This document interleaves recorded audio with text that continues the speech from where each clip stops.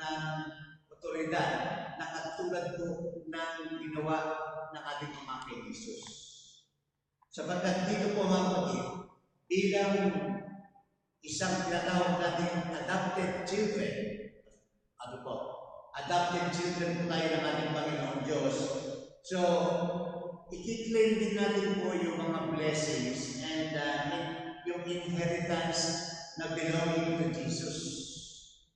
Kung baga sa po mga kapatid ay kailangan natin is that yung bilang isang adopted child, mga kapatid, ay tayo ay meron din tayong karapatan. Na pag sinabi mong adopted, ibig sabihin nun ay meron ka din parang inheritance. Meron din tayong mamanahin.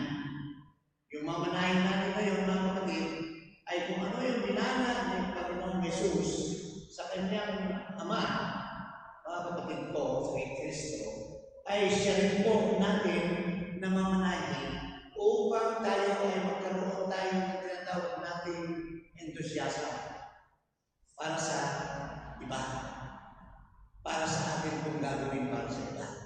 So kaya kailangan dito mga kapatid ay ang ating Ama ay lubod na lubod sa ating Panginoong Jesus. Kaya makikita ninyo ito mga kapatid, lubod na lubod ang ating Ama kay Panginoong Jesus nang dahil sa ginawa niya, na dapat din ating tularan upang ang Panginoong Ama ay atin pong makuha rin ang kanyang kaluguran sa atin. Makikita niyo na lamang mga kapatid, noong si Jesus Christ ay bininyagan doon po sa River Jordan. Makikita ninyo mga kapatid na ang nagbibinyag sa kanya ay si San Juan Bautista, si St. John the Baptist.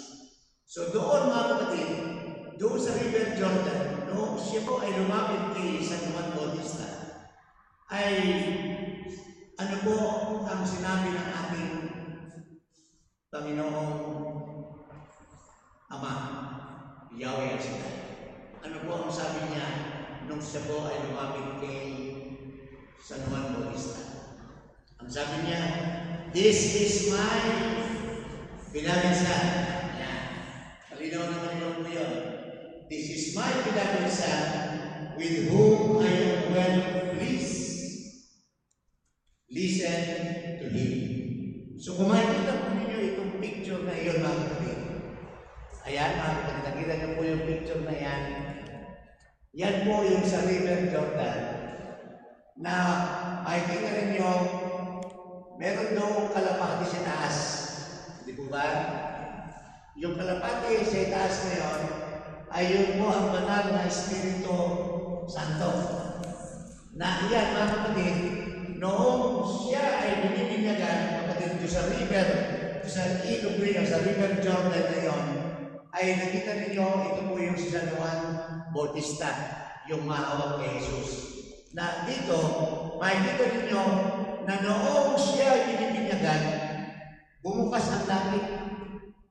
Bumukas ang langit, at doon ay narinig natin yung salita na ito.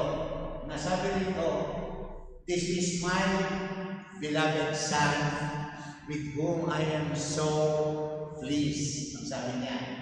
Kaya, listen to him. Yan ang sabi niya.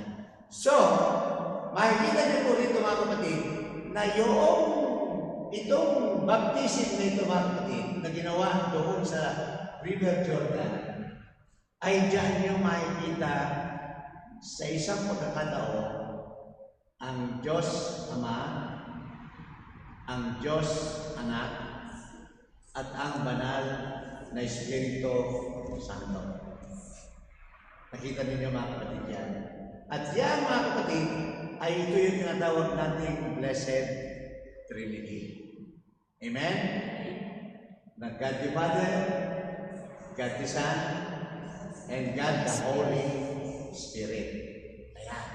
So kaya ito mga kapatid, kaya dito, makikita nito kung paano kalugod-lugod ang Panginoong Jesus sa kanyang Ama, na doon ay mismo sinabi niya diyan sa binyag na yan mga kapatid, na talagang dito diyan nakukuha ng Panginoong Yesus ang kanya pong kalakasan at kapangyarihan. Yan. So, kalakasan niya at kapangyarihan niya. So, kaya dito, mga kapatid, makikita ninyo kung ano po ang kaugnayan ng tatlong persona na yan. So, tatlong persona po yan sa persona ng Diyos Ama, Diyos Anak, at saka si Diyos Espiritu Santo, which compose the Blessed Trinity. Na ito, mga kapatid, itong Blessed Trinity, yan ang nagsasabi na iisa lamang ang Diyos natin in three persons. Na yan, mga kapatid, yung Blessed Trinity na yan, ay diyan natin makukuha yung ating kalakasan at yung kapangyarihan po natin. Amen. Kaya dito, mga kapatid, makikita ninyo kung paano ito, mga kapatid, ang Diyos Ama na siyang naggagalingan ng kapangyarihan ay dito ay there is a revelation given by our Lord Jesus Christ. Nire-reveal niya ngayon ang ating Diyos Ama. At ang kapangyarihan naman na yan ng ating Panginoong Jesucristo at ang kanyang kalakasan, mga kapatid, ay ipinapaliwanag naman po ng ating pong Diyos Espiritu Santo. Kaya makikita po ninyo yung tatlong persona na yan na gumagalaw po sa buhay natin. Kaya tayo nagkakaroon, mga kapatid, ng kapangyarihan, nagkakaroon tayo ng otoridad na tayo ay nagpapagaling. Ayan.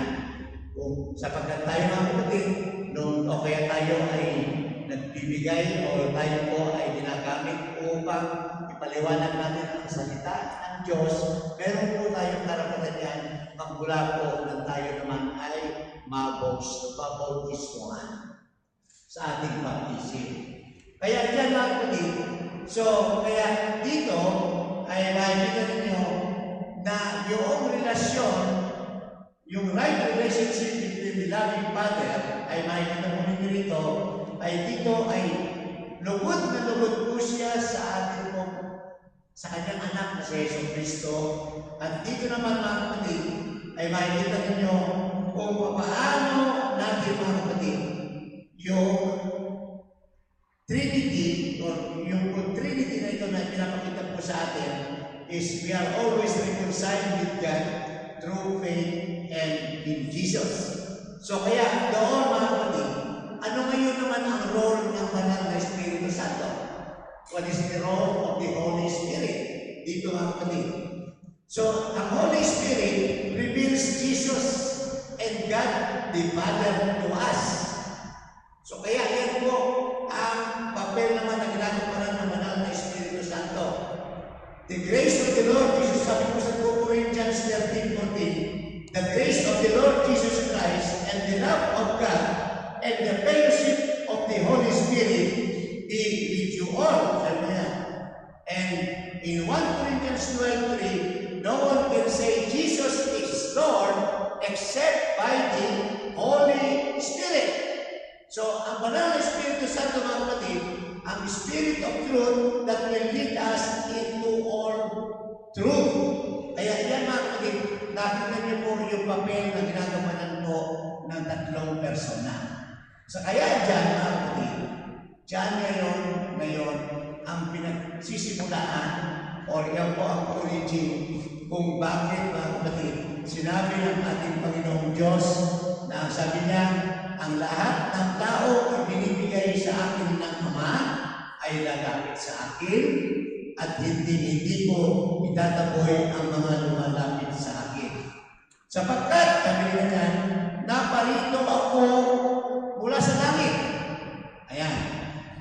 Hindi upang gawin ang sarili kong kalooban, kundi ang kalooban ng ating Amang nagsugo sa akin. So, ibig sabihin ito, mga kapatid, is that ang ating pong Panginoong Jesucristo ay isinugo ng kanyang Ama ating mga makasalanan upang tayo po ay maligtas. Kaya ang Panginoong Jesucristo isinugo ng Ama at pagkatapos ay naparito siya at naging katawang tao ang Panginoong Jesucristo upang makita po niya ang atin po at pagipagrelasyon po ng Panginoong Jesucristo sa atin.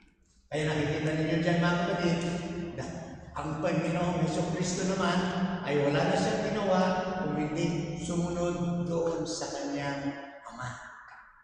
Ngayong pagsunod na yan kapatid ay para po sa kaligtasan natin lahat.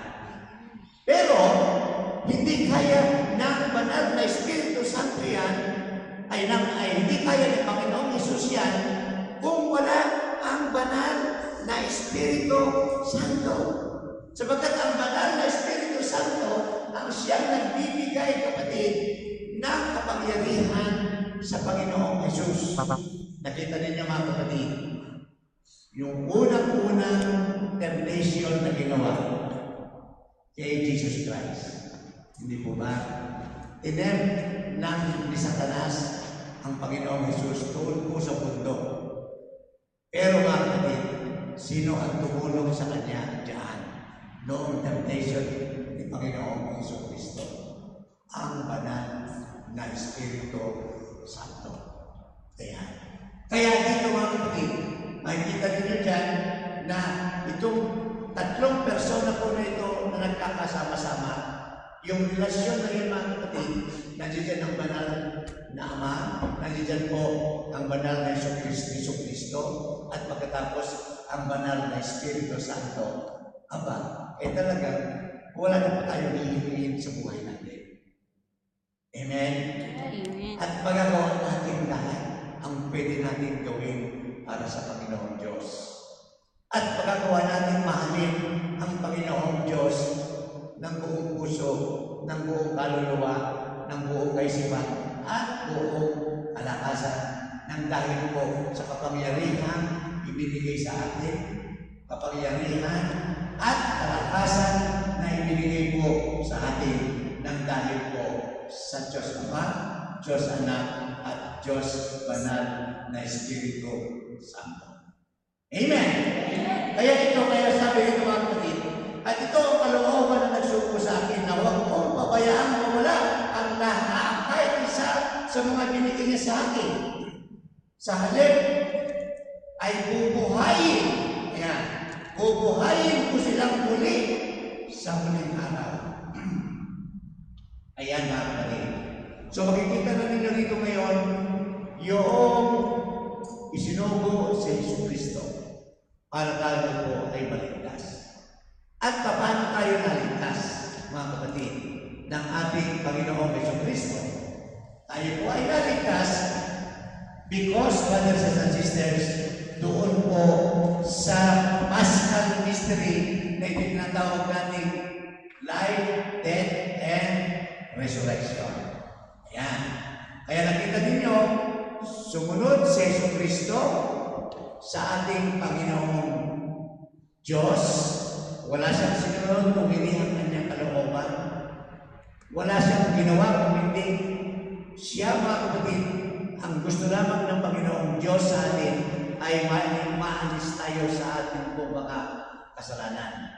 Kaya ginamit niya ang kanyang anak na si Jesucristo na wala siyang ginawa kundi sumunod-sunod lamang siya hanggang siya po, mga kapatid, ay sa bandang huli ay naipako po siya sa cross.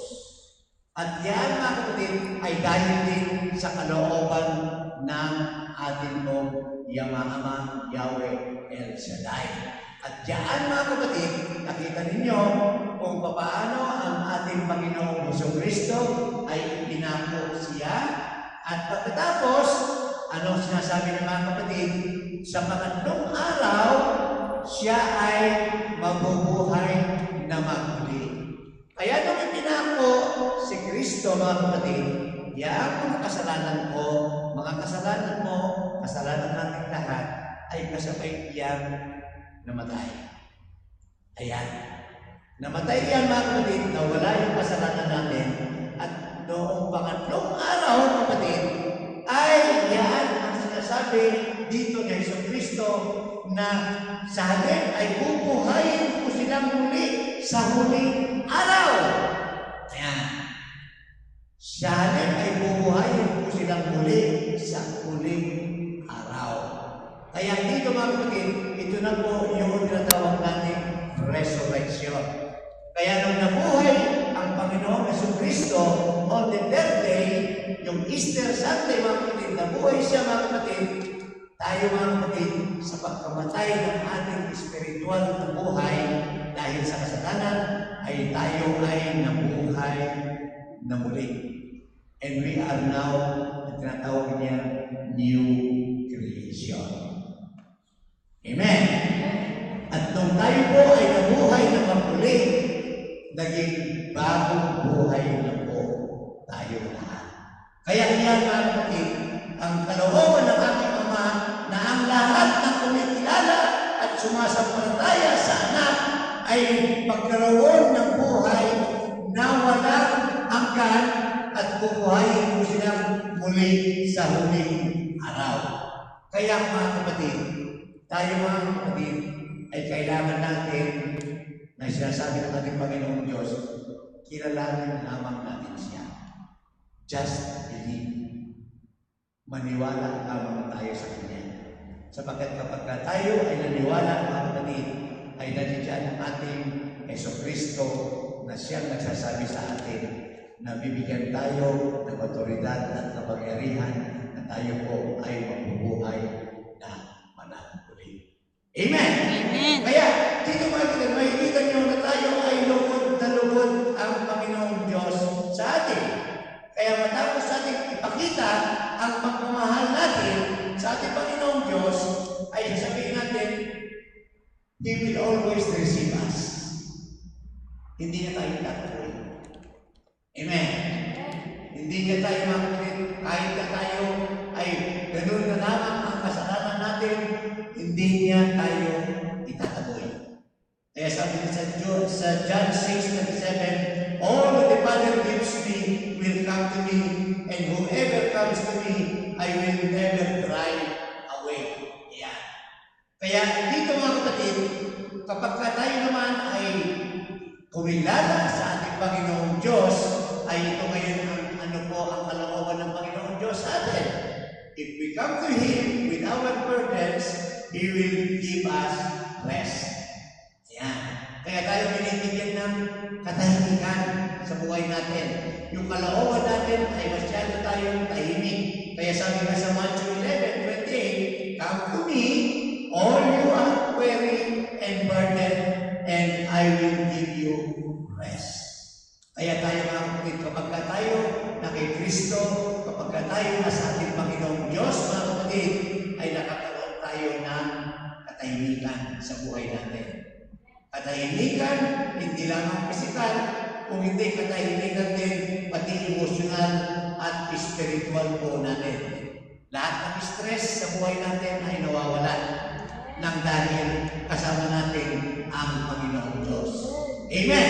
Amen. Kaya palagi tayo mga kapatid, always na tayo, huwag tayo mag-alala, kapatid, kapag tayo ay nagkakaroon ng kasalanan, ay nandito naman ang ating simbahan, nandito tayo.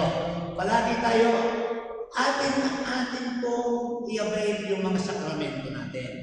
Kasi yung sakramento natin, yan ang magbibigay sa atin ng kapanatagan ng kalooban. Ang sacrament of reconciliation. Pagka nagkaroon ka ng kasalanan sa labas, punta ka lang dito kay Father. Ayan. Andiyan si Father Andrew, andiyan si Father William. Kagad-kagad, kapatid, ay lumapit ka sa kanya at mag-uupo kayo doon at ibigay mo sa kanya, kapatid, ang iyong mga kasalanan.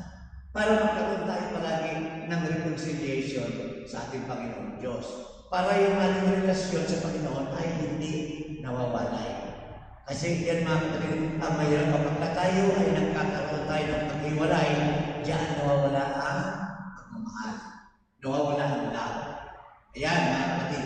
Kaya dito, pagkatapos sabi na yan, baka sumusunod na po tayo, ayan na, at talagang nandito na ang Panginoon Diyos sa atin, inaalagaan natin ang ating pong relasyon, then He will make us a fishers of men. Kaya tayo mga kapatid, huwag kayong mag-alala, sapagkat dito, huwag kayong mag-alala, kukunti tayo. Ayan, darating ang panahon, mga kapatid, in this time, mapupuno na rin po itong simbahan. Amen! Amen! Kaya sabi ko sa Matthew 4:19, sabi na yan, He can use any of us to make Him known to others. Kasi nga po, we are fishers of men. Sabi mo ba yun, bro, paano mo na ako aakay ng mga tao? Sabi ko niyan, hindi naman ako capable. Ako naman palagi naman doon lang sa bahay. Ganyan. Hindi naman ako marunong. Hindi naman ako mahusay magbigay ng mga pananalita. Alam niyo po, mga kapatid, ang Panginoong Jesus ba, nanili ba yan ng marunong? Hindi. Wala siyang piniling marunong. Ang pinili nga niya, mga kapatid, yung mga makasalanan. Amen? Amen! Kaya huwag mo sasabihin, kapatid, na hindi ka qualified. Hindi ka qualified na ikaw, kapatid, ay magpahayag ng salita ng Diyos at tumawag ng mga tao, mga kapatid. Kapatid, ikaw, kapatid, ay qualified ka. Example na lamang ng mga pinili. Sino-sino mga pinili ng mga Panginoon? Kapatid, akala nila hindi sila qualified pero ginamit sila. Si Noah, mga kapatid. Si Noah lasing mo. Wala nang ginawa yan kung hindi maglasing. Pero ano ginawa kay Noah, mga kapatid? Ginamit yung kanyang pamilya upang magkaroon muli, kapatid, ng bagong pamilya matapos ng the Great Flood. Di po ba? Ayan. Noong magkaroon ng baha, nawala lahat ng creation. Pero sino ginamit? Yung kasing ko, si Noah. Ayan. Si Abraham, mga kapatid. Matanda na si Abraham. Nang tinawag ng Panginoong Diyos, matanda na siya. Sabi niya na yan, Lord God, hindi ko na po ito. Pero, anong sabi? Sabi pa nga kay Abraham, hindi ko matanda. Sabi niya na yan, magkakaanak ka pa nga. Si Abraham, nagkaanak pa siya, mga kapatid.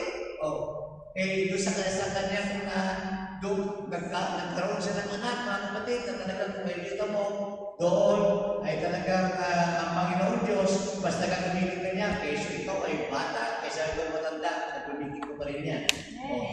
Pagkatapos, mga kapatid, si Jacob, yan, sinungaling yan, ay liar. Si Jacob, mga kapatid, na nakita mo, nang ipagpalit niya yung kanyang balaban para makuwala mo niya na siya ang maging si Jacob. Ayan, mga kapatid. At dito, ay makikita mo yan, mga ginagamit. Si Moses! Ginamit din si Moses. Si Moses ay utal. Amen? Hindi siya, mga kapatid, he cannot really talk plainly. Si Moses. Utal yan. Kaya, makikita mo, sabi nga niya, nung tinatawag sa Panginoong Diyos, inabas mo yung mga Israelita doon sa Egypto. Sabi niya yan, Lord, hindi naman ako magsalita, utal-utal. Gamitin niyo na lang yung aking kapatid na pare, na si Aaron. Sabi niya din yan, pero ginamit din siya ng Panginoong Diyos. Si Gideon, duwag yun. Ano niyo si Gideon, mga kapatid, duwag yun, yung tao na yun, kapatid. Kaya pag tayo duwag, hindi, gagamitin tayo ng Panginoong Diyos. Hindi lang yung mga kasalanan. Si Samson, ginamit din ng Panginoong Diyos. Ano ba si Samson? Womanizer si Samson. Di ba? Tandaan niyo yung Samson ng Delilah? Ayan, mga kapatid, mga ginamit niya. Sabi nga yan, yung prostitute. Ayan, si Rahab. Yung babaeng prostitute. Ginamit din ng ating Panginoong Diyos, kapatid. Ayan. Si David. Si Haring David. Kita ninyo, makasalanan si Haring David. Mga kapatid, nakita ninyo si Haring David. Siya, mga kapatid, nagkaroon din siya ng affair sa isang babae, kapatid, na magpipit si Bathsheba. Pagkatapos, mga kapatid, ay yung si Mother nag-conspire pa nga siya para martyrin yung asawa.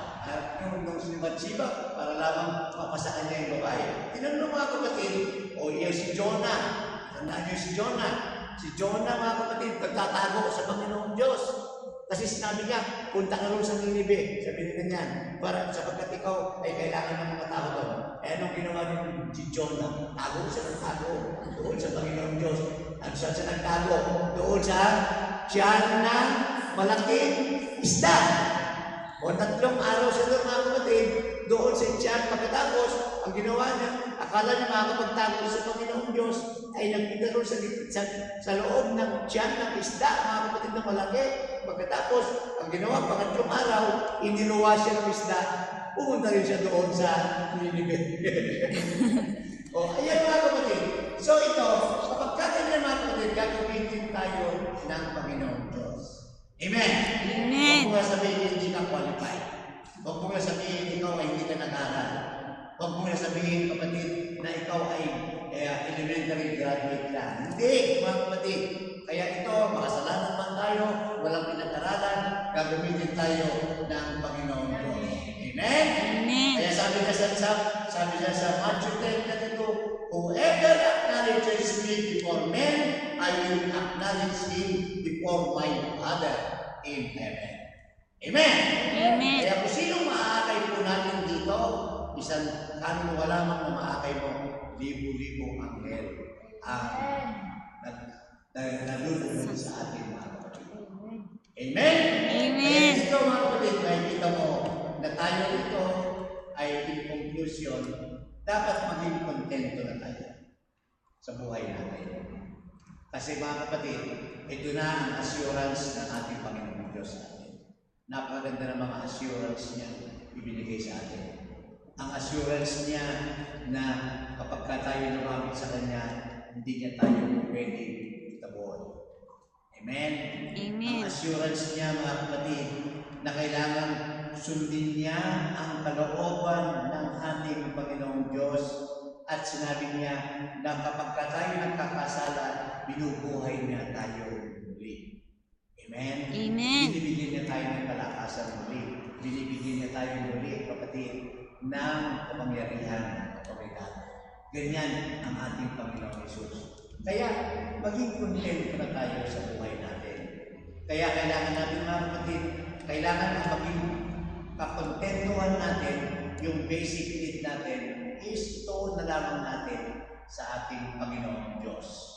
Kaya dito mga kapatid, kita ninyo kung paano tayo ay kailangan mailagay natin kapatid na magkakontento na tayo sa buhay natin. Wala na tayong gagawin kung hindi yun na lamang pa kailangan ng bawat isa, bawat kapwa natin. Yun na lamang sapagkat tayo naman ay bibigyan ng Panginoon Diyos. Amen! Amen. Amen! Amen. Amen! Praise God! Praise the Lord! Ayun po.